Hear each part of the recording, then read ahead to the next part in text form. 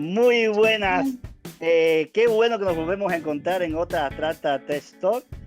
Sean todos bienvenidos. Hoy tenemos un panel de lujo, me siento súper bien acompañado y traemos un tema tan interesante como importante para nuestra actualidad y para un grupo que después hablaremos que podemos ser todos en algún momento. Entonces, los presento de manera muy rápida, después ellos van a estar presentándose un poquito más a profundidad cuando estén hablando. Nos acompaña Martín, Laura, Silvia, Susana, que ahora no la ven, pero está ahí intentando acceder. Ahorita seguro se nos une y la podrán ir conociendo. Y Lisandra, que regresa a casa, ahí los que siguen la Meetup con nosotros de hace años, la deben conocer, fue por mucho tiempo quien organizó este espacio, así que bienvenida, un placer tenerte por acá de nuevo. Gracias. Liz. Sean bienvenidos todos los panelistas, muchas gracias por animarse a estar y también agradecer a todos los que nos acompañan hoy como público, decirles que se registraron más de 100 personas y de 12 países distintos. Tenemos de Europa, tenemos personas de España, de Italia y de América Latina, de muchos países, Bolivia, Costa Rica, Chile, Brasil, Colombia, bueno, Cuba, que estamos acá, Lisandra y yo representando. Así que un espacio que ya se ve que va a ser súper rico y no me extiendo más. Les voy a dar la palabra a los panelistas y decirles que este espacio, si bien yo voy a estar como el host, lo van a dirigir ustedes, el público, porque ya estuvimos recopilando algunas preguntas durante el registro y las vamos a ir incorporando. Pero también les digo desde ya que cualquier pregunta que tengan o les vaya surgiendo durante el espacio, la pueden ir dejando en el panel de la derecha ahí en la sesión de preguntas. Yo voy a estar atento y la vamos a ir incorporando para hacer mucho más dinámico este espacio si es que se puede. Entonces, para hacerlo ya de esa forma, me gustaría comenzar con algunas de las preguntas que, por ejemplo, Delia Quispe nos dejaba ahí en su registro y Xiomara Ramírez nos preguntaban ¿por qué la palabra accesibilidad? Y también nos decían ¿cómo describirías este tipo de prueba a una persona con poca información en el tema? Comencemos entonces. ¿Por qué accesibilidad? ¿Por qué esa palabra y de qué trata la accesibilidad? ¿Quién se anima a arrancar ahí entre los panelistas? Si quieren empiezo. Adelante. Empezamos como por la palabra, ¿sí? ¿De qué vamos a hablar cuando hablemos de accesibilidad? Vamos a hablar de asegurar que todas las personas puedan utilizar el mundo digital. Y cuando decimos todas las personas o la gran mayoría de las personas, hablamos de todas sin importar de dónde sean, qué dispositivos usen, en dónde se encuentren, qué idioma hablen y si tienen alguna discapacidad o no. Ahí Silvia, recuerda, te puedes presentar de manera breve, así cada uno cuando se vaya hablando se presenta y así nos van conociendo. Hola, me pareció como, vamos al tema. Mi Vamos nombre es arriba. Silvia, todo el mundo me dice Pipi Márquez. Soy diseñadora de experiencia de usuario, diseñadora de interfaces. Estoy especializada en accesibilidad. Soy CPAC, yo tengo una certificación internacional de accesibilidad y soy co-founder junto con Susana Pallero del espacio o la comunidad DALAT, que es una comunidad que nuclea un montón de profesionales interesados en accesibilidad de toda Latinoamérica. Buenísimo. Bueno, ahí Susi, bienvenida, que no te habíamos visto ahí la cara ahí. Si quieres, continúa ahí ya para que te conozcan. Dale. Hablamos sobre, si quieres, la importancia de la accesibilidad en nuestra era digital, ¿no? Bueno, mi nombre es Susana Pallero, soy de Argentina, igual que la Pipi. Bueno, soy cofundadora de DALAT, también soy profesional de accesibilidad hace unos 10 años más o menos. Soy colaboradora del grupo de Conformance, digamos que es el cumplimiento de la accesibilidad en la W3C, que son quienes dictan los lineamientos de accesibilidad digital. También soy Subject Matter Expert de la Asociación Internacional de Profesionales de Accesibilidad. Bueno, consultora, digamos, freelance de accesibilidad. Y sobre por qué accesibilidad, es una manera de desambiguar la palabra accesibilidad de acceso, ¿sí? El acceso por ahí puede tener que ver con cuestiones de alguna manera personales, individuales, ¿no? O sea, si yo puedo acceder o no.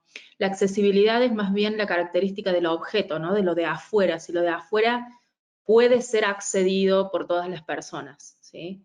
Entonces, la accesibilidad habla de esta condición, digamos, esta característica que tienen las cosas de poder ser accedidas por todas las personas. Y cuando decimos todas las personas, muchas veces pasa en este ambiente que se asocia mucho y directamente a las personas con discapacidad en sentido estricto, y no necesariamente, ¿sí? Cuando hablamos de que algo sea accesible, también estamos hablando de otras cuestiones que afectan interseccionalmente a nuestra región, ¿no? Estamos hablando de cuestiones geográficas, culturales, de lenguaje, ¿no? La mayoría de la información está en inglés, entonces si yo no puedo comprender el inglés o no puedo traducirlo fácilmente, la accesibilidad de esa información se ve afectada, ¿no? O sea, hay muchos aspectos que tocan esta materia, digamos, y de la cual ninguna de las personas está exenta. Todas las personas nos encontramos en algún momento en una situación de impedimento, ¿no? De impedimento de acceder.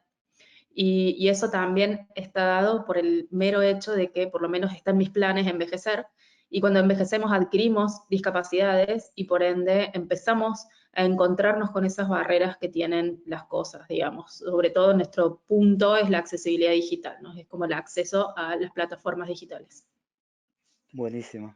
No sé si alguien tiene alguna otra opinión acerca de esto, de la importancia de las pruebas de accesibilidad. Sí, sumando un poco lo que, ¿cómo están? Bueno, me presento rápido para no perder el hilo. Mi nombre es Martín Di Lucio, soy profesional también en accesibilidad, fundador de Integrarte, que es una fundación de Argentina que trabaja en brindar oportunidades en tecnología para personas con discapacidad a través de cursos, de capacitación, un poco motivar desde la experiencia personal para que otras personas se sumen a este mundo digital. Y obviamente la accesibilidad es parte principal, ¿no? De este puente, es el puente de la inclusión, ¿no? Y sumando lo que comentaba Pipi, lo que comentaba Susi, la accesibilidad es para todas las personas. Cuando hacemos algo accesible hay que tratar de evitar decir que lo estamos haciendo para un tipo específico de personas, sino que todos nos vemos beneficiados sin saberlo, quizás. Entonces, lo que tratamos de hacer es generar o brindar con la accesibilidad la mejor experiencia para todos, ¿no? Y después nos podemos dar cuenta de que un montón de personas que quizás personalmente no se consideraban que podían verse beneficiados por algo de la accesibilidad, se ven beneficiados, y también lo vemos nosotros en el día a día, en un montón de productos que utilizamos, sean digitales o también del mundo físico, llamémosle, donde la accesibilidad es parte de ese día a día y es transparente, pero se pensó en un momento para beneficiar a algún tipo de persona, pero después se convirtió en un confort para todos, ¿no? Puede ser esencial para muchos, pero un confort para todas las personas en su día a día. Buenísimo. Perfecto. Bueno, pasando un poco a la pregunta de Xiomara que mencionaba ahorita, Xiomara Ramírez, gracias por la pregunta. ¿Cómo describirían este tipo de pruebas a una persona con poca información del tema? Es decir, ¿de qué van las pruebas de accesibilidad? Bueno, me presento por acá un poco. Mi nombre es Lisandra, más conocida como Liz, por acá desde Uruguay y ahora aquí de España. Me han recortado un poco el nombre, así que bueno, me pueden llamar Liz. Soy QA Engineer, llevo ya más de 5 o 6 años en este mundo de, bueno, accesibilidad, usabilidad. Es un mundo que me apasiona. Y bueno, he intentado ahí dejar mi granito de arena en cada mitad, en cada charla, en cada workshop que he tenido la oportunidad. También formo parte de la comunidad de Dallas junto con Susana y Silvia, un placer tenerlas acá en esta meetup. Y bueno, Arca, ¿cómo describir este tipo de prueba a una persona con poca información del tema? Es a veces complicado, porque las personas, tú le mencionas accesibilidad e interpretan, es decir, muchas cosas que capaz no son la que se espera, o piensan que es todo un mundo que es imposible llevarlo, por ejemplo, a las aplicaciones. Pues si hablamos de aplicaciones web o mobile, es como que demasiado si hablamos de accesibilidad, y se hace un tormento cuando se introduce esta palabra, que lo he vivido en muchos proyectos, es decir, como que no me hablas de accesibilidad ahora, eso queda bajo la alfombra. Y es importante cuando uno lo describe que no asustar a la otra persona que está del lado de allá, intentar crear esa empatía e intentar crear esa conexión de que ellos se animen a seguir conociendo. Es decir, uno capaz le puede decir, bueno, accesibilidad, como decía Pipi, decía Susi, Martín, es decir, está enfocado en que todos puedan acceder de manera fácil a una aplicación, que no existan barreras, pero saber que va más allá, es decir, cómo una persona con discapacidad interactúa con una aplicación. Es decir, para mí es importante que se pueda observar, si no solo que quede en la conversación, sino que vaya y vea cómo una persona con discapacidad prueba una aplicación, la usa. Es decir, eso para mí llegas a un nivel más de empatía y logras conectar y logras decir, vaya, sí, es importante la accesibilidad y la vez más real, es decir, no queda solo en palabras. En ese caso, ahí mencionaban ahorita de que se encargan de la accesibilidad en una empresa o son incluso consultores y evaluadores. ¿Qué probamos en la accesibilidad, no?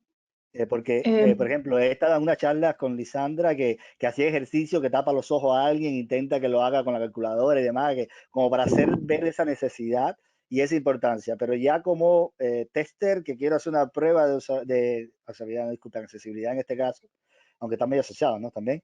¿Qué evalúo? ¿Cómo son las pruebas? ¿En qué me apoyo? No sé, cómo. Por ahí, sobre todo si hay testers, ¿no?, en la sala, quizás hacer la diferencia del testing de accesibilidad con el testing funcional, que es el, digamos, el más conocido, puede ser una buena manera de definirlo, ¿no?, y que puedan comprender de qué se trata. A mí me gusta decir que el testing de accesibilidad es revisar los productos para, digamos, ver si tienen alguna barrera, ¿no?, si representan alguna barrera para cualquier tipo de usuario, ¿sí? Me gusta esto de alejar la accesibilidad de las personas, ¿no?, y que sea para las personas, que no es lo mismo, ¿no? Entonces, siempre poner la responsabilidad, porque si accesible es la característica que tiene una cosa, inaccesible también es su característica. Eso quiere decir que si existe una barrera está en la cosa y hay que cambiar la cosa y no las personas, porque las personas son, y son diversas, ¿no? Entonces, si uno en el testing funcional lo que va a comprobar justamente es cómo funcionan todos los componentes individualmente y en conjunto, para decir esta cosa funciona como debe funcionar, en la accesibilidad lo que hacemos es revisar que este producto no tenga barreras. Y muchas veces pasa que típicamente se piensa en que en lector de pantalla, así como cuando se piensa en discapacidad física, se piensa en una silla de ruedas, es como que cuando se piensa en accesibilidad digital, se nos viene a la cabeza los usuarios ciegos, pero en realidad hay muchísimos tipos y grados de discapacidad que también tienen que ser tenidos en cuenta cuando hacemos un testing de accesibilidad. Entonces no va a ser solamente utilizar un producto con lector de pantalla para ver si se está dando la suficiente información para que se comprenda el contenido y la funcionalidad, sino también, por ejemplo, revisar los colores y darme cuenta si estoy dando información a través del color, porque cuando es un mensaje de éxito solamente me muestra un color verde y cuando es un mensaje de error solamente me muestra un color rojo, porque hay personas con daltonismo, ¿no? O que hay personas con baja visión, o que hay personas con discapacidad cognitiva, ¿no? Entonces, es también esto, ¿no? Como decía Liz, la empatía, ¿no? Es como poder revisar las diversas maneras en las que funcionan las personas y ver si este producto tiene una barrera.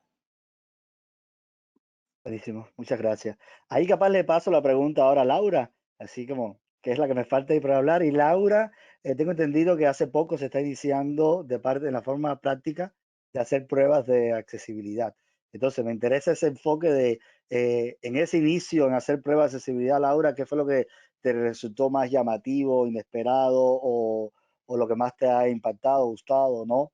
No sé tu experiencia ahí, coméntanos. Bueno, buenas tardes a todos. Mi nombre es Laura. Yo trabajo en Abstracta. Tengo experiencia como tester funcional, también como en automatización de pruebas y bueno, como dijo acá, estoy empezando con lo que son las pruebas de accesibilidad.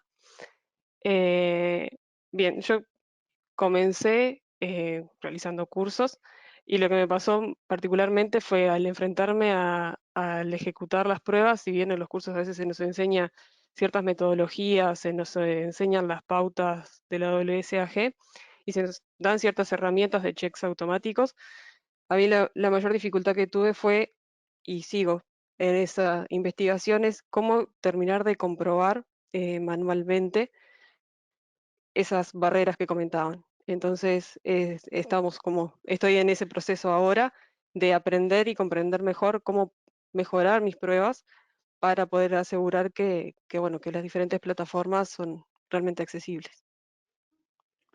Ahí aprovecho ya que hablabas de métodos y cosas, introduzco una pregunta para todos que nos dejaba José Luis Vega por acá, que dice, ¿existe algún método recomendado para pruebas de accesibilidad?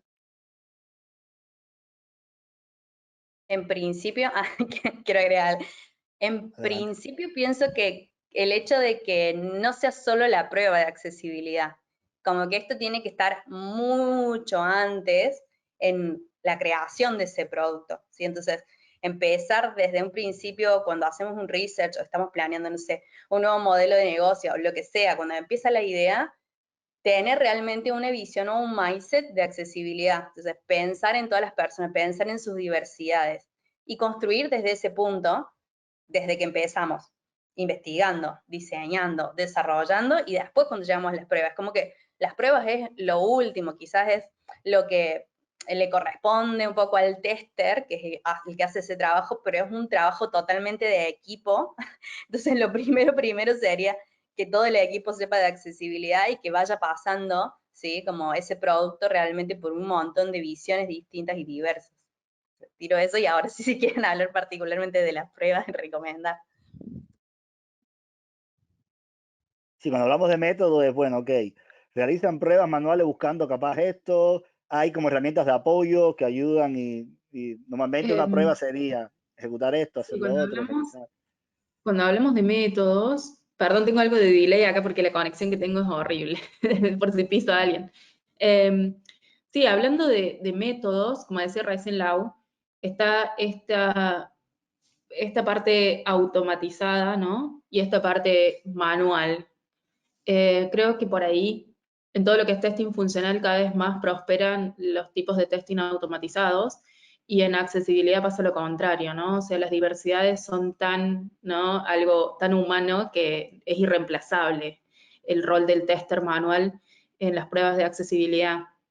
Y creo que si bien está bueno empezar con las herramientas automáticas, digamos, porque nos enseña un montón sobre cómo está construido el código y cómo debería estar construido, también este proceso que también Lau decía que es como el más difícil, que es limpiar esos resultados, ¿no? Porque muchas veces tenemos falsos positivos y cosas así. Creo que lo más importante es justamente hacer el testing manual y revisar esto que decía también Lau, de las WCAG, ¿no? Las guías que son de accesibilidad y cada una tiene dentro de su descripción una, digamos, una sugerencia de cómo probarlas, ¿no? Y qué cosas tenemos que tener en cuenta para considerar que han sido cumplidas. Entonces, es como si tuviéramos, viste que siempre cuando hacemos testing funcional tenemos las business rules, ¿no? Como las reglas de negocio, los criterios de aceptación. Algo así serían las guías y nos sirve comparar contra esos resultados y contra lo que nos están pidiendo las guías. Buenísimo. Eso complementa ahí, por ejemplo, Paula Correa nos preguntaba específicamente sobre, ya que está mencionando estas herramientas de soporte, de ayuda que nos apoyan sin suplantar la necesidad de la valoración humana, ¿no? Y me preguntaban qué herramientas podemos utilizar para probar la accesibilidad y si existe alguna checklist para verificar en el software. Capaz cuando hacemos usabilidad pensamos en Nielsen y demás, pero para accesibilidad, ¿existe alguna checklist o son estas guías que mencionaban? Bueno, acá, Arca, sobre la checklist, es decir, se tiende mucho a hablar y asociar accesibilidad y usabilidad con checklist, pero en mi opinión personal, no debería verse accesibilidad como una checklist, es decir, no es un tag, tag, tag, tag, marqué, chequeé, chequeé. Para mí es como venía hablando anteriormente, es decir, debes llegar más allá, es decir, no es que la aplicación tiene los textos alternativos y ya es accesible, check. No es esto, es mis textos alternativos son entendibles, transmiten lo que mi usuario, es decir, mi usuario comprenda al usar un lector de pantalla lo que se le está informando a través del texto alternativo y no es decir, ya eso va más allá de una checklist. Hay millones de checklists hoy en día en internet, tú pones accessibility checklist y te va a salir en Google no sé cuántas, pero para mí no debemos enfocarnos solo en una checklist, porque una checklist capaz no aborda todo lo que debemos evaluar hoy en día en cuanto a accesibilidad. Entonces ahí mi recomendación para, no me acuerdo quién, la persona que hizo la pregunta, es tratar de, bueno, capaz te apoyas en un inicio si no tienes mucha idea por dónde empezar, pero mi idea es ir más allá y tratar de incorporar, bueno, todas las pautas, los criterios que hoy se tienen en la UCAC, en la WSAG, para estar conscientes de que no nos estamos olvidando nada y además llevarlo más allá de esa frontera o de eso que hoy en día se comenta en la WCAG. Me parece que estaría bueno tener Ahí en como cuenta. para Sumaría, Ay, sí, perdón. No, en realidad no, quería no, crear un libro así, como para la gente que está empezando, está como el libro de oro, el de Olga Carreras y Olga, ¿cómo es? Revilla, nunca me Revilla, acuerdo. sí, Revilla. Y está ese libro que un poco te explica más fácil las WCAGs. Muchas veces cuando llegamos a las WCAG o las WCAGs, de dos formas le nombramos, llegamos a todos esos lineamientos, son un montón y hay un montón adentro y hay un montón de cosas de técnica, de por qué, bueno, es mucha información, entonces hay un libro que escribieron estas dos señoras Olgas, genias de la accesibilidad, que te cuenta un poco más sobre por qué es la importancia, es como que lo hace un poco más fácil y además está en idioma español, entonces eso como que nos quita una barrera, porque todo el resto está en inglés, entonces lo hace mucho más simple. Entonces una buena recomendación sería ese libro, ¿sí? Para empezar. Ahora sí, Martín, te dejo. Vamos arriba, Martín. no, sumaba lo del checklist, concuerdo completamente. Sí, haría un checklist de qué cosas cuestionarnos cuando estamos construyendo un producto, ¿no? Desde el punto de vista de los roles que cada uno puede tener, de UX, de diseño, de contenido, desde research, de aparte de desarrollo en las diferentes tecnologías, hacernos preguntas, ¿no? Un checklist de preguntas. A ver, estoy construyendo una aplicación, los controles de esa aplicación tienen sus comportamiento esperado, digamos, hacernos preguntas para que el desarrollo de ese producto finalmente sea un producto accesible, ¿no? Entonces, por ese lado, podemos tener como indicios de qué podemos hacer en cada uno de los roles y seguir un lineamiento, pero más allá de eso, no es una receta, no vamos a encontrar recetas. Lo que vamos a encontrar es entender cuál es el comportamiento esperado que requiere y trabajar en eso, ¿no? Ahí volviendo a lo que decía Liz, que nos ha pasado en pruebas que estuvimos con Laura ahí, que por ejemplo las herramientas de apoyo que volvemos ahí ahora, que mencionaban, por ejemplo, nos pueden decir que no falta el tab o la descripción o el elemento, pero no dice si la descripción es lo completamente intuitiva o realmente ayuda. Entonces no podemos como automatizar a que si la herramienta no me menciona que falta ese elemento, no ir a verificar si realmente existe la descripción, pero esa descripción realmente ayuda, es intuitiva y demás. Por eso es que no suplanta, es un apoyo a las pruebas, estas herramientas, pero nunca suplanta esa valoración humana y esa validación. Entonces, caigo en herramientas. ¿Qué herramientas utilizan o conocen para que las personas puedan capaz? Nos preguntan mucho, que ahorita vamos a llegar ahí, sobre qué estudiar, por dónde y demás, pero bueno, ¿qué herramientas ustedes han utilizado en sus pruebas o saben que ayudan o apoyan a este tipo de pruebas de accesibilidad? No sé, capaz que ahí contar un poco mi experiencia. Em, He utilizado bastantes herramientas, un poco probando a ver qué tal, cómo, cómo me va, qué errores son los que trae. Mi recomendación personal siempre ha sido que si usamos herramientas automáticas, no usar solo una, es decir, no basar mis pruebas en una sola, siempre intentar generar esta evaluación automática con dos herramientas para tener un punto de comparación entre una y otra y siempre con mucho ojo los falsos positivos y recordar siempre de que las pruebas automáticas si no te hacen accesible tu aplicación, sino también debemos tener pruebas manuales, que lo comentaba Laura al inicio, que son súper importantes y te ayudan a ir más allá que de las herramientas automatizadas. No sé si ahí, Lau, quieres comentar alguna herramienta de las que comenzaste a utilizar en tus pruebas ahora al inicio. Bien, yo las que he estado utilizando es Axe, más que nada, sé que la versión gratuita no tiene como creo que no cumple con todos, no chequea todos los criterios, pero bueno, por lo menos empezar por ahí. Y el ejercicio, sí, de justamente revisar los falsos positivos, eh, lleva su tiempo, y está bueno.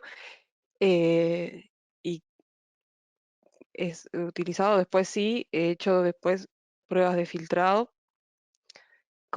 utilizando productos de apoyo, pero eso sería más la parte manual, que bueno, están los lectores de pantalla, es el NVDA, NVDA. el que está utilizando. Buenísimo. Ahí Vale. tiro otra Sumo, herramienta. Ah, dale, Pipi. tiro dos herramientas que en realidad mi función es diseñar, entonces en general no uso herramientas automáticas a menos que haya que hacer una demostración o algo así. Pero algunas que sirven o que he visto que le funcionan los testers también son Insight for Google y el otro Wave. A mí particularmente lo que me gusta cuando doy clases es tenerlo en la barra de Chrome, entonces me bajo directamente ¿cómo se llama? La extensión y listo, hago clic y de repente me aparece el reporte. Entonces, también está buena a veces para mostrar rápido, también para mostrar rápido a un cliente como, bueno, hice un clic y te mostré, tenés más de 2000 o 10.000 errores en tu página. Entonces, capaz eso también sirve para mostrar rápido y decir, hey, tenemos muchos inconvenientes con la accesibilidad en esta página. Entonces, esos serían Insight for Google, o sea, Axe, el que dijo Laura, y Wave. Esos son como los 3 más conocidos, creo. No sé si quieren sumar otro. Voy a aportar un poco a lo que decía Liz hoy, que sí me pasó de utilizar Axe y Wave y que me dieran, sí coincidían en ciertos resultados, pero una me daba unos más y la otra otros. Entonces, eso que comentaba Liz hoy de complementar las pruebas también entre herramientas que a veces arrojan distintos resultados. Sí, digamos que las herramientas automatizadas se basan en una heurística y en ese caso se basan en reglas, ¿no? Y las reglas nos dicen que se tiene que cumplir algo, no se cumple. Entonces, en base a eso puede haber resultados dispares quizás en herramientas automatizadas, pero creo que si bien alcanzan un 30%, 40%, como siendo muy optimista, entre los cuales puede haber falsos positivos, esto hablábamos del texto alternativo, que una imagen tenga un texto alternativo no lo hace accesible por el solo hecho de tenerlo, sino que hay que ver que ese contenido de ese texto alternativo o esa etiqueta del botón, que es un icono o una imagen, verdaderamente cumple el rol de darle propósito a la acción que hace ese botón o el contexto que suma esa imagen a un contenido, y eso es solamente lo puede valorar una persona, ¿no? Que está auditando de forma manual, entendiendo para qué va a ser utilizado y demás.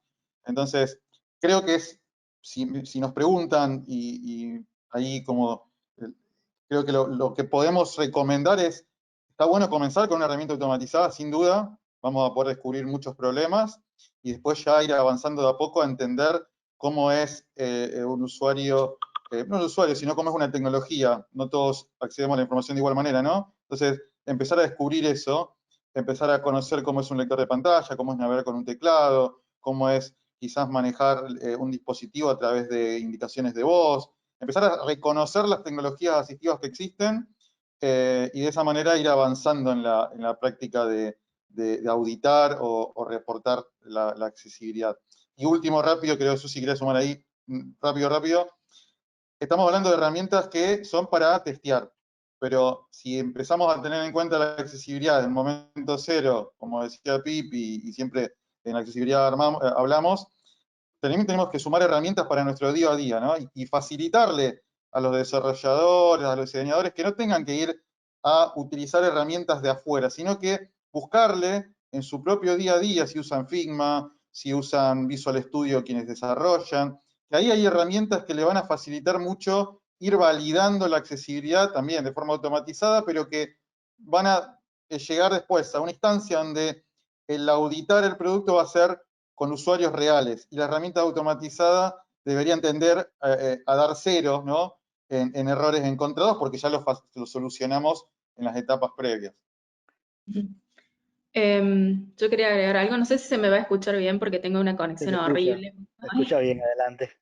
Estoy en Italia y acá no está tan buena la infraestructura de red. Yo creo que, así como decía recién Martín, como la inclusión no es un acto sino un hábito, la accesibilidad también es un hábito. Entonces está compuesto por muchas acciones cuyo resultado termina siendo la accesibilidad. Yo le enumeraría en 5 metodologías que cuando vos las combinas, podés decir que tenés un producto bastante accesible, ¿no? La primera sería las herramientas de color, lo que miden el contraste, lo cual nos ayuda a ver si algo es altamente visible o no. Después tenemos herramientas automatizadas como las que nombraron recién, tenemos Wave, tenemos Axe. Eso va a depender mucho del cliente y las necesidades. Si tiene una demanda, yo optaría Wave porque es lo que más se usa para las demandas. También hay un validador de código que está en la página de la W3C, que son quienes dictan estas reglas de accesibilidad.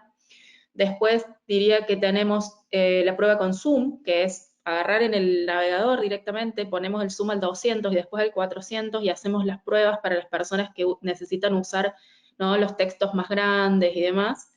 Después tenemos los lectores de pantalla, como decía recién Lau, el NVDA o NVDA para mí es el mejor porque además de ser gratuito y de ser open source, tiene la ventaja de que encuentra la mayor cantidad de errores, ¿no?, en las páginas. A diferencia de, por ejemplo, VoiceOver, que está mucho más optimizado y muchas veces termina suplantando la habilidad que tienen las plataformas y lo lee mejor. Entonces, se recomienda más como el NVDA. Y por último, las validaciones manuales, ¿no?, que tienen que ver con esto, de limpiar los resultados, de ver si el texto alternativo es correcto.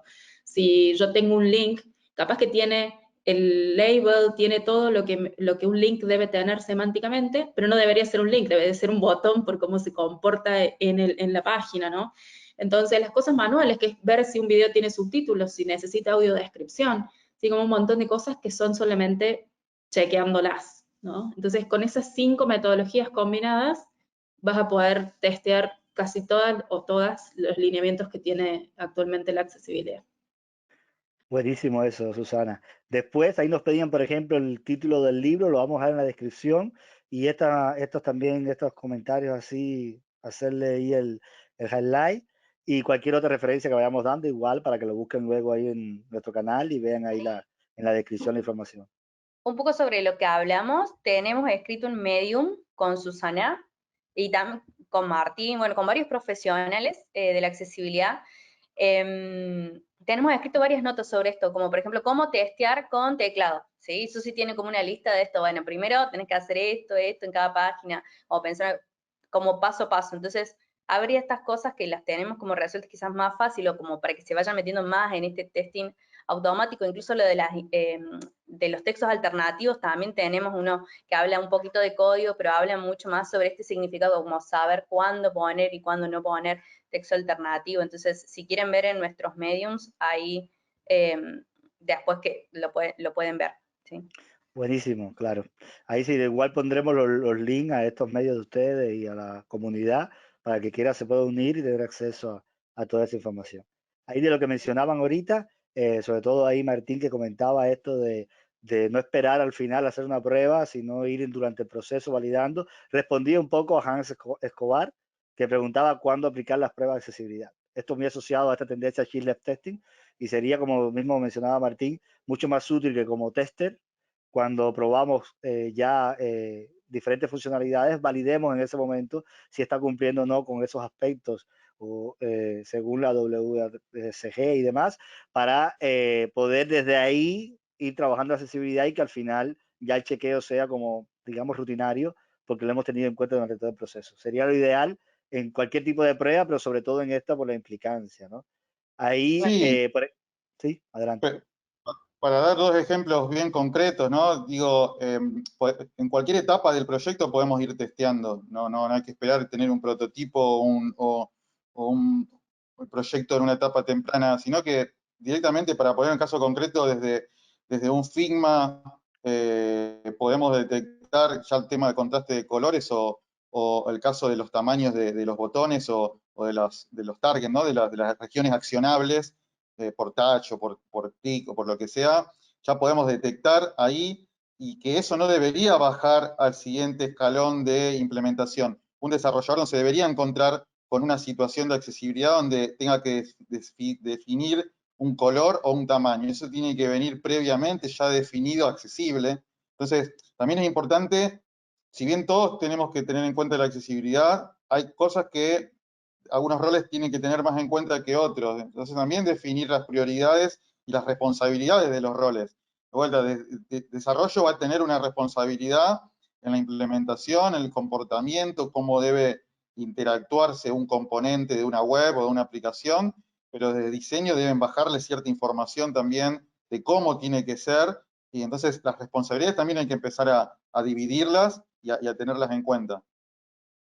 Incluso ahí, Martín, bueno, es decir, a veces pensamos que sí, que en diseño no podemos probar nada de accesibilidad, y Pipi seguro aquí tiene más contexto para dar, que sí, desde diseño, desde un mismo, desde Vision, ya nosotros podemos evaluar los colores, ya podemos decir sí, son los contrastes entre uno y otro, incluso ya desde que hablamos, me parece, de la etapa de requerimientos, criterios de aceptación, ya ahí se debe hablar de accesibilidad, se deben crear historias de usuario que estén relacionadas a accesibilidad, criterios de aceptación relacionados a accesibilidad, en la etapa de diseño también, desarrollo, es decir, en cada etapa ver cómo podemos involucrar la accesibilidad y que sea siempre desde el inicio, como te decía, no al final. Por ejemplo, en la parte de diseño, muchas veces estaba en proyecto y me decían, no, ok, accesibilidad ahora no se puede. Y decíamos, ¿cómo que no? Sí, podemos validar el contraste de color. Es decir, soy fan de la aplicación de Color Contra Analyzer, y con ella lo complemento, hablando un poco de herramientas acá, que creo, no sé si pasamos la pregunta, con Contrast Finder, que me encanta esta aplicación, es una aplicación web, se llama Contrast Finder, que me ayudó muchísimo porque yo no soy diseñadora y muchas veces no tenemos pipis diseñadores en todos los proyectos, y yo decía, bueno, pero ahora ¿qué color yo propongo? Capaz que propongo en un azul y propongo un morado y no va con la página. Entonces, esta aplicación, por ejemplo, cuando no hay diseñadores, no hay una persona que tú puedas, que te pueda dar esa recomendación, esta aplicación te ayuda muchísimo a encontrar colores accesibles, similares a los que hoy en día que encontraste que no era accesible. Entonces, está bueno, cuando tienes un diseñador en la mano, ojalá tú eras Pipi ahí como diseñador en mi equipo, pues era Pipi, ven un momentico, ¿qué color tú me recomiendas? Y estoy seguro que Pipi me va a decir, mira, es este, pero cuando no tenemos un diseñador, para mí, esta herramienta Contrast Finder me ha ayudado, la verdad, muchísimo a definir qué colores recomendar para que sea modificado. Buenísimo. Si alguien se pierde, Pipi es Silvia y Sisi es... Sí, perdón, es que siempre he dicho Pipi. Y Susi es Susana. Como para sumar a lo que dice Liz, está bueno, sí, es como una cuestión que tiene que resolver el equipo de diseño desde el principio, ¿sí? Porque nosotros somos quienes establecemos esa paleta y nosotros somos los que decimos, ok, estos colores generan estas sensaciones en la gente, entonces, en principio, nosotros somos quienes tienen que elegir los colores de la paleta para transmitir la información que queremos comunicar con nuestro producto. Entonces, de ahí que nosotros elegimos esos colores, entender que los colores tienen que funcionar incluso más allá de solamente el color, porque justamente tenemos esta pauta, ¿sí? Que es, no le des información a la gente solo con el color. Entonces vamos a conocer un montón de otras cosas, ¿sí? Como utilizar texto directamente para dar información, o iconografía para dar, o para acentuar la información, no solamente el color. Entonces, son muchas cosas que se ven desde el principio, desde el diseño. Y no solamente se ve el color, o sea, nosotros como diseñadores, y más que todo ahora somos diseñadores de experiencia, lo que vemos es también la jerarquía de la información. También vemos la simplicidad de esa información. Entonces, mientras más simple la información que ponemos, mientras más acotada, mientras más concreta, va a ser más fácil que la persona pueda utilizar la aplicación.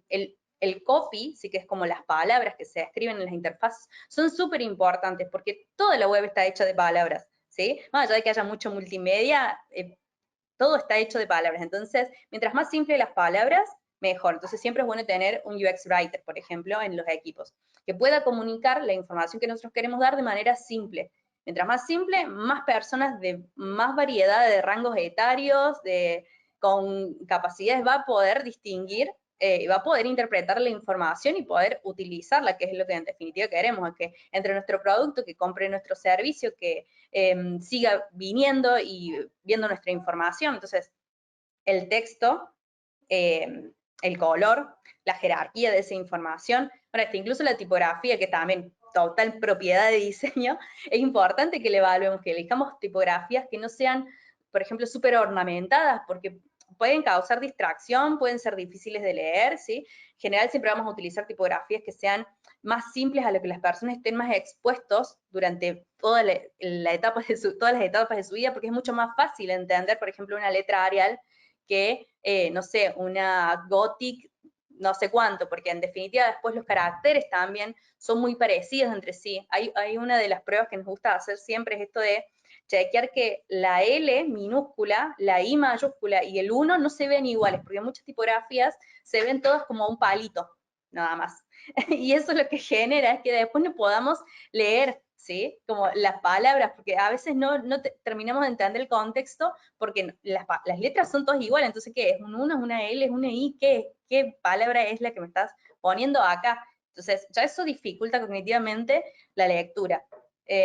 Bueno, también otra de los que nos gusta hacer es esto, comparar si la P y la Q y la B y la D se despejan. Si se despejan, esa tipografía va a ser más difícil al momento que una persona, por ejemplo, con dislexia le quiere leer, ¿sí? Vieron que nosotros como que no leemos letra por letra, sino que escaneamos rápido. Entonces, lo que hace una persona con dislexia es va a escanear esto y va a ser difícil de interpretar quizás hasta incluso la letra. Entonces siempre vamos a buscar que las letras sean distintas, vamos a elegir buenas tipografías, vamos a elegir colores que contrasten, vamos a elegir que sea simple la información que ponemos, que sea corta, que sea concisa. O sea, hay un montón de cosas que resolver antes en diseño para después recién mandar a desarrollo. Y obvio que hasta incluso hay un paso que es el handoff, que en ese paso yo te digo incluso qué componente tenés que usar. Entonces, acá usa un botón, acá usa un link.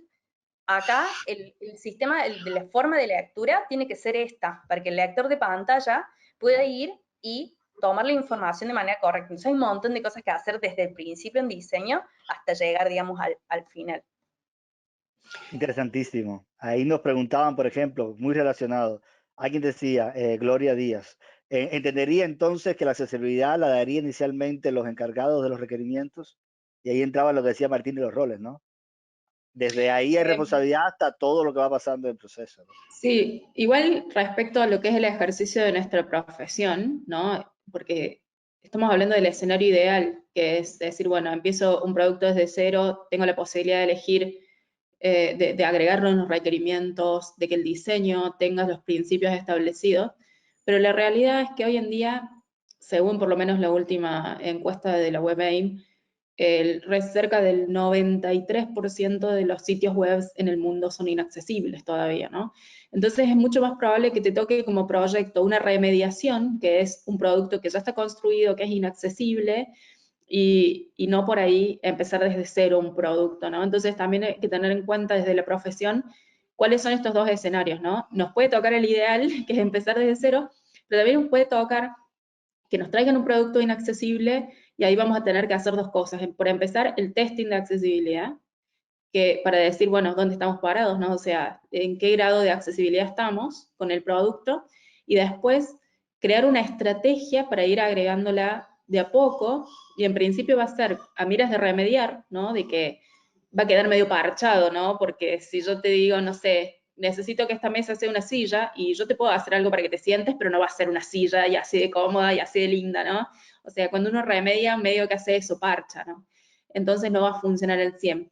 Pero después también tratar de, como consultor, ¿no? De accesibilidad, promover la cultura de la accesibilidad dentro de la organización para que de a poco se vaya cambiando y, como dice siempre Lisandra, ir corriendo hacia la izquierda, ¿no? La accesibilidad e ir haciendo esto de que vaya siendo parte de los requerimientos. Pero es importante que nosotros como profesionales, si nos empezamos a dedicar a la accesibilidad, también saber controlar este escenario, que es el escenario en que te traen algo inaccesible y qué tengo que hacer yo entonces.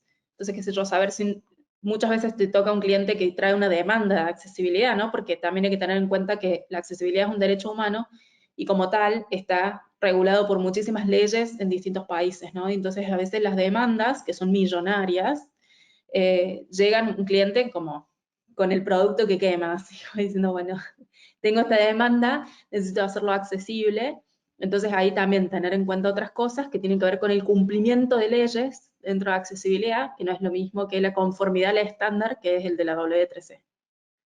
Más súper interesante que algunos han preguntado y ahí vamos. Esto que mencionaba Susana está muy alineado a lo que quería preguntar Marcos Izquierdo, ¿no? Que dice, si no se da el caso ideal y no se puede comenzar las pruebas temprano, ¿cuáles son las recomendaciones para presentar una propuesta de testing de accesibilidad en un proyecto que ya está en curso? ¿Verdad? ¿Cómo hacer ver esa importancia, esa Claro. necesidad? Sí, lo primero se llama auditoría, porque en realidad uno audita y no testea cuando hay un estándar establecido que está por fuera de la empresa, ¿no? Que ya está dado por un tercero. Entonces se le suele llamar auditorías de accesibilidad. Uno hace un testing comprensivo de todas estas metodologías que ya nombramos y eso nos ayuda a ver cuáles son los errores de accesibilidad que tiene el producto. Y de ahí vamos a medir la cantidad de conocimiento que hay dentro de la empresa para elaborar una estrategia realista. Casi siempre vamos a arrancar, porque al mismo tiempo suelen usar la auditoría para educar dentro, ¿no? O sea, porque obviamente si el resultado es inaccesible es porque quienes lo aplicaron no sabían qué tenían que hacer respecto a la accesibilidad. Entonces tienen que aprender, tiene que haber un proceso de entrenamiento. Y a veces se acompaña con la auditoría y para eso empezamos por aquellos errores que tienen un gran impacto desde la accesibilidad, pero no tanto desde la funcionalidad. Entonces, por ejemplo, en el caso de los colores, cambiar un color realmente es la diferencia entre que una persona vea o no vea algo, pero desde el punto de vista funcional, digamos, es difícil que cambiando un color vamos a romper y que deje de funcionar algo, ¿no? Entonces, como tratar de priorizar junto al equipo que vaya acompañando su nivel de educación también.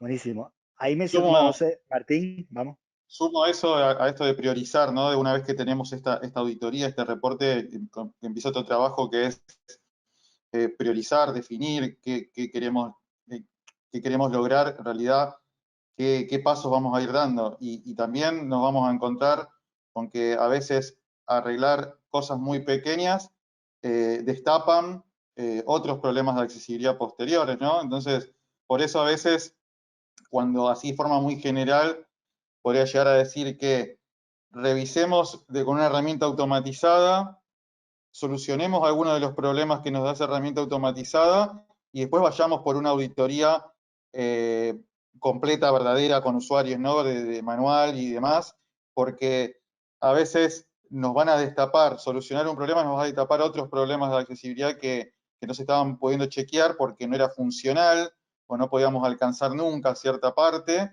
Entonces, puede pasar y hay que definir muy bien cuál es la prioridad y eso va a depender mucho del contexto interno, como decía Susi, del conocimiento de accesibilidad que haya de los propios equipos y los diferentes roles que haya dentro de un equipo.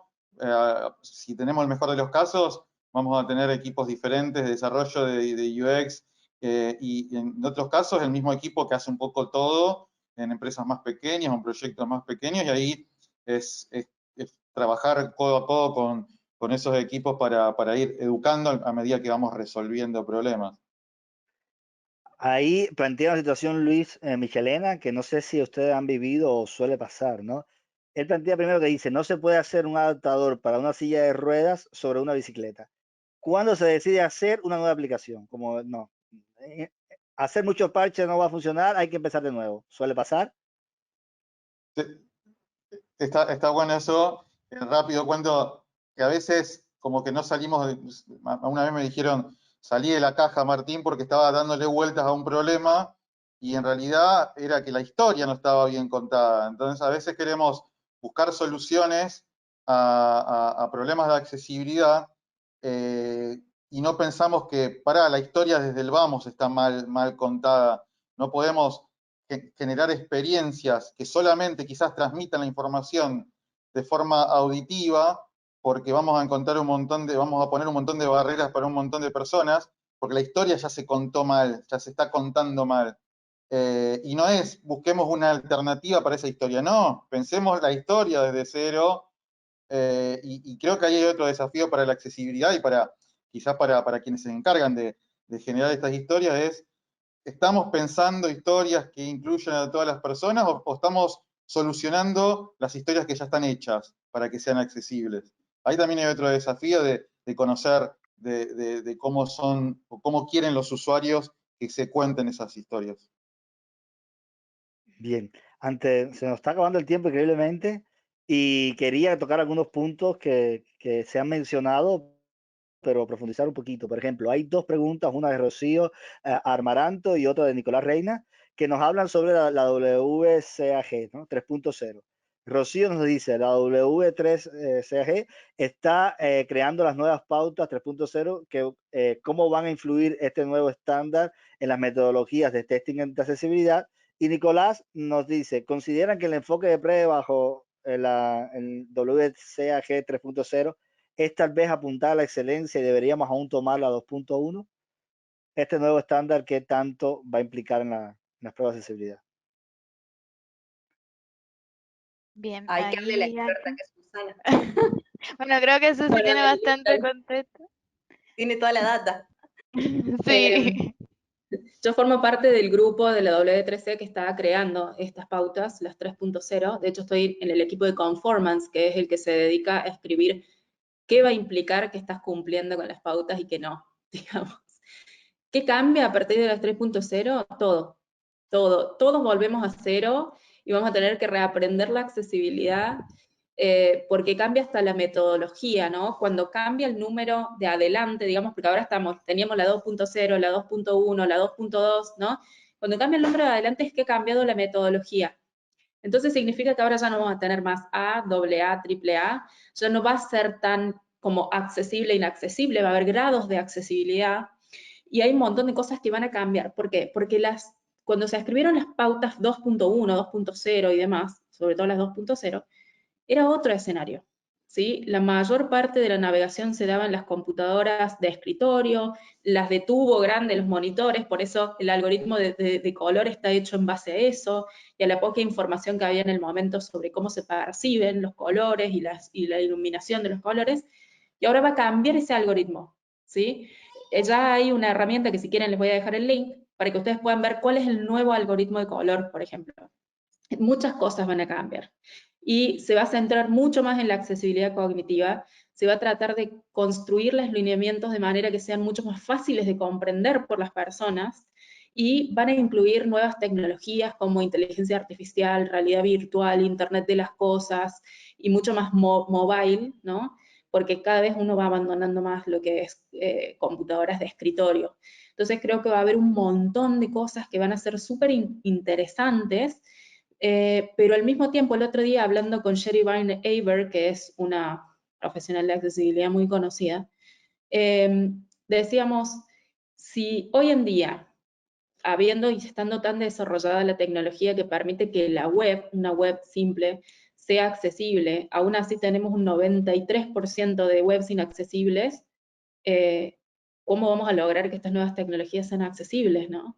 Entonces, creo que más allá de la voluntad de los managers y de quienes toman las decisiones de negocio de los productos, creo que está en las manos de quienes los construimos, ¿no? Entonces, el realmente decidir ejercer nuestra profesión aplicando la accesibilidad a lo que hacemos cada día es lo que va a hacer la diferencia en el futuro sobre digamos, un mundo digital que sea accesible y uno que no. Buenísimo. Ahí, aparte de la norma, también están las leyes. Ahí nos preguntaba Denise Esquivel, ¿creen que es necesaria una ley para que se cumpla la accesibilidad digital o lo dejamos en manos de las empresas privadas? ¿Qué creen ustedes? Mójense. Creo que son cosas que van en paralelo. Creo que, y sumando lo que decía Susi de la frase de que somos nosotros quienes construimos el mundo digital, nosotros todos, porque estamos generando contenido constantemente en Internet, ya no somos solamente consumidores, ¿no? Del viejo paradigma. Tiene que ser parte de cuando aprendemos algo, ¿no? Si hacemos un curso de diseño y no se nombra la accesibilidad, ahí hay un problema. Si en una universidad, en un curso informal que se dé por una plataforma online, en un curso de desarrollo HTML, no se nombra la accesibilidad, hay un problema. Creo que partiendo de ahí es el compromiso que tenemos nosotros, desarrolladores, o si soy un community manager que sube historias a una red social y no pensé en la accesibilidad, estamos en un problema. Entonces somos nosotros responsables. Y al mismo tiempo hay que utilizar herramientas para otros mundos donde no solamente la buena voluntad rige, sino que rigen los números. Hay que utilizar también esa herramienta que es la ley que defiende los derechos de las personas que nos ayudan a que se generen cambios, ¿no? A motivar desde nuestro lugar cambios para que sea considerada la accesibilidad. El mejor de los escenarios tiene que ser por una cuestión de que queremos hacer las cosas para que no excluyan a nadie, ¿no? En el día a día, pero después, si tenemos una herramienta legal que nos ayuda a motivar, a poder mover estructuras que no se mueven desde la empatía, genial que haya una ley, al menos desde mi punto de vista, que nos ayude a motivar eso.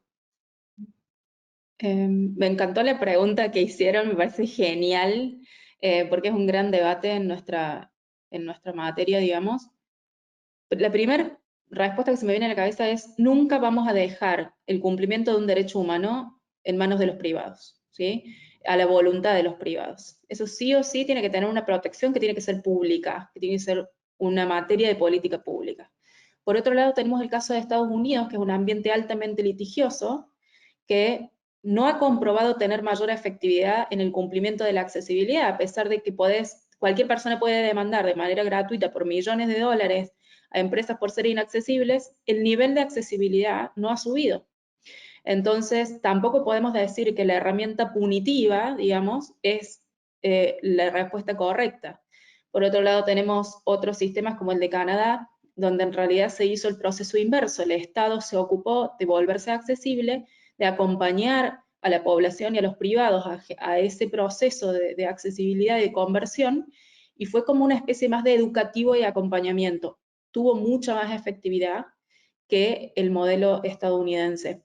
Sí, también es real que es importante darle herramientas a las personas, sobre todo a las personas con discapacidad, porque es un colectivo que ha sido históricamente invisibilizado, que no detenta el poder en este momento, una herramienta realmente poderosa para poder torcerle el brazo a una compañía como Amazon o Facebook o compañías gigantes. Entonces tienen que existir leyes que sean fuertes y que sean, digamos, cumplibles, ¿no? Y exigibles, sin duda alguna, en todos los lugares. Acá en Argentina existe la ley de la 26653, que es la ley de accesibilidad, hasta hace más de 10 años, recién se volvió operativa hace 2 años más o menos o 3, y ahora tuvimos hace poco tiempo la primer sentencia de esa ley de accesibilidad. Un abogado demandó a la página del Poder Judicial, entonces el Poder Judicial tuvo que fallar en contra de sí mismo en 2 oportunidades, porque además apelaron, y eso marcó una diferencia. Hizo que la accesibilidad fuera mucho más tenida en cuenta por las empresas privadas. Así que para resumir, no hay respuesta correcta con eso, seguimos debatiendo y preguntando, pero sí lo que está claro es los derechos humanos no en las manos de los privados y en su voluntad de cumplimiento, y en segunda instancia, la accesibilidad es una cuestión de política pública. Buenísimo. Bueno, para ir redondeando, que está buenísimo, nos queda muchísimo por hablar, pero el tiempo es finito.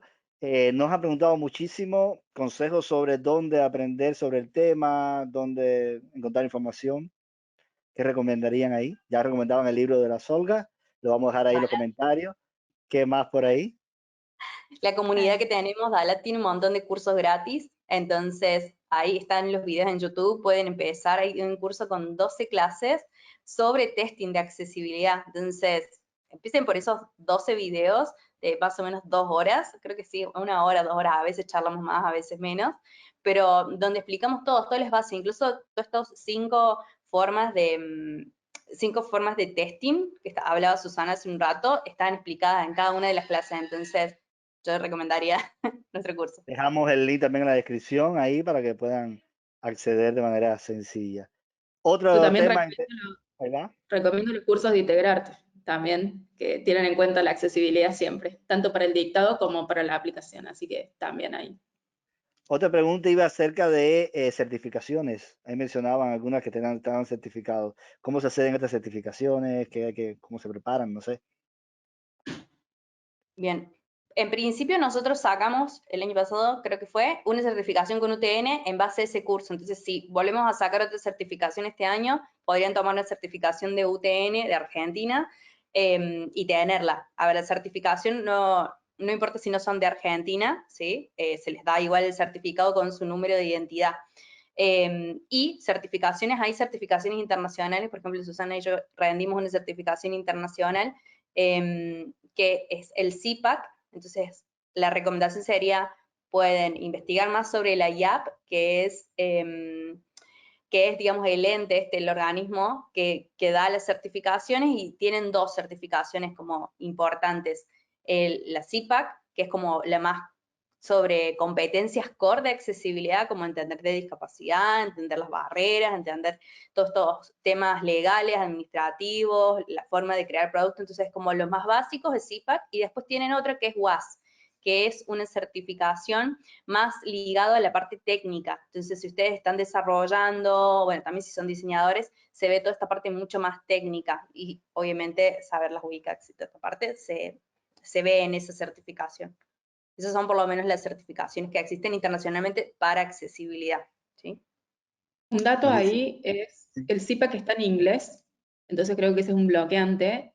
Creo que la Fundación 11 de España lo está traduciendo en este momento, así que va a estar disponible creo que pronto. Y después está el WOS, que lo estamos traduciendo nosotros desde ALAT en conjunto con la IAP. Y bueno, ese va a estar disponible dentro de un año más o menos. Pero está bueno que sepan, porque por ahí hay personas que no hablan inglés o prefieren hacerlo en español. Y bueno, saber que la posibilidad va a estar pronto para que no se queden fuera de las certificaciones internacionales. Y nos quedaron algunas preguntas ahí por responder, que luego trataremos de responderlas en lo personal o en un post o algo. Para ir cerrando, que ya estamos en la hora, me gustaría hacerlo con los panelistas, hacer una dinámica de si les preguntara un consejo o algo, una nota que pudieran dar al público, a los interesados en la accesibilidad o a los que intentan hacer pruebas de accesibilidad o les interesa el tema. ¿Cuál sería, no? ¿Alguna recomendación, consejo? ¿Quién arranca? Bueno, yo, si quiere arranco yo y rompo hielo. Mi consejo es que incorporen a personas con discapacidad a los proyectos, al día a día. Les va a cambiar la vida, el día a día en sus proyectos. Hoy estuve leyendo una nota que le sacaron acá a Martín, estuvo Jimena y también Gabriel de Nahual Day, y me quedé impresionada de toda la entrevista que le hicieron a ustedes tres y de cómo recomendaban la necesidad y cómo explicaban cómo era trabajar con personas con discapacidad. Para mí es un más y en todo, es decir, es súper importante que sean parte también de nuestros proyectos. Gracias, Liz. Sí, más que nada, siempre como consejo, como recomendación, es poner en la mesa de nuestros equipos, de nuestros espacios de trabajo, la accesibilidad. Si nunca se nombró la accesibilidad, el producto que están haciendo está excluyendo personas. Sería muy raro que mágicamente lo que hayan hecho salga accesible porque justo se alinearon los planetas y nadie cometió, ni generó ninguna barrera. Si nunca se nombró la accesibilidad, lo que están construyendo va a tener barreras seguro. Entonces, si ya se lo empiezan a plantear, en lo que hagan, cuestionarse si lo que están haciendo puede estar excluyendo a alguien, ya es un paso suficiente para que empiecen a indagar e investigar. Hay muchos temas de accesibilidad, si ustedes buscan en internet, hay muchas ramas, obviamente mucha documentación en inglés, que por suerte ahora Dalat está con toda su comunidad trabajando en generar documentación en español, pero no se abrumen porque hay mucha data. Al menos fíjense en lo que hacen ustedes en su día a día, en lo más chiquito que hagan, piensen en la accesibilidad y busquen cómo mejorar lo más chiquito que hagan. Y eso ya va a ser suficiente y va a ser un paso de impacto para lo que estén haciendo. Gracias, Martín. ¿Quién agarra el relevo hoy?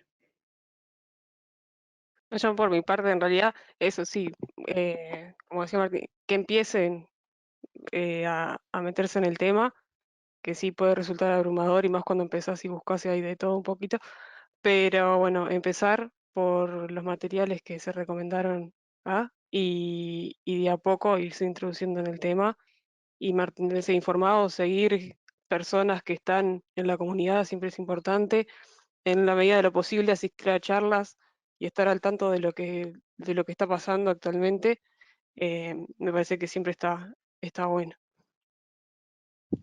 Gracias, Laura. Silvia, Susana, ¿alguna recomendación más? Porque han dado bastantes, ¿no? Yo creo que dijeron así lo justo y lo necesario. Creo que sí, eso, estar en lugares más, con personas más diversas es súper importante para que realmente entendamos la normalidad como lo que es, ¿sí? Una variedad inmensa de personas que son diversas. Para poder, en principio, como eso, instaurar el tema, como decía Martín, y después lo que dijo Laura, pero exactamente, esto es un proceso, entonces empiecen de poquito. Siempre de a poquito con lo que puedan, capaz no va a ser lo mejor hoy, lo que va a ser pasado mañana y después, pero empiecen ahora, vayan de poco, es un proceso, y sigan aprendiendo todo el tiempo, porque esto va cambiando todo el tiempo y todo el tiempo hasta incluso vamos nosotros mismos como profesionales derribando ciertos sesgos, derribando ciertas barreras, entonces cada vez vamos moviéndonos más hacia adelante en la accesibilidad. Entonces, quizás no sirve que hagan solo un curso hoy y listo, se queden con eso, no, es un proceso y es todo el tiempo. Yo creo que eso. Gracias, Silvia. Bueno, y dejamos a Susana para el final. Yo, La última recomendación de la tarde. sí, yo me hablé todo hoy, perdón. Em, No. No, mi recomendación es que detrás de todo profesional de accesibilidad hay un activista, acérquense, amamos hablar del tema, creo que se notó en este panel que nos quedó corto. Nos encanta compartir el conocimiento y nos encanta que más gente se sume. Y por último, entender que la tecnología es para las personas y no las personas para la tecnología. Entonces la tecnología tiene que ser creada en pos de las personas. Hay una frase de Steve Jobs que me gusta mucho que dice: la tecnología no es nada. Lo importante es darle herramientas a las personas y saber que con esas herramientas, si les das herramientas, las personas hacen cosas maravillosas. Cuando creamos herramientas accesibles, generamos más oportunidades para que la gente haga cosas maravillosas, así que seamos quienes propician eso. Buenísimo, menos mal que había hablado todo. Buenísimo el cierre. Solamente me queda, aparte de que podríamos hablar mucho más, y los que se quedaron o nos quedamos con ganas, el día 6 de abril vuelve Lisandra con una de su charla, una nueva, dice que está preparando, para seguir hablando sobre accesibilidad, porque es un tema que, como decía Silvia, hay que seguirlo hablando, actualizando, de hacer conciencia, y no quedaba más que agradecerle a este panel, estuvo estupendo el espacio, me encantó, y también a todos los que estuvieron presentes del otro lado de la pantalla ahí como público y enviando sus preguntas. Como decía, hay algunas que quedaron sin responder y las iremos respondiendo y haciéndoselas llegar. Y los invito a que revisen nuestro canal para que puedan ver el video y de otros espacios también, y también toda la información que se ha referenciado acá, que va a estar en el comentario, y así puedan acceder a esa comunidad que dirigen sobre todo Silvia y Susana, y a toda la información que en ella tienen, a los libros y a los cursos, certificaciones que hemos mencionado. Recopilaremos todos ahí y ahí lo pueden acceder porque nos preguntaban varios sobre las referencias y sobre la comunidad y demás.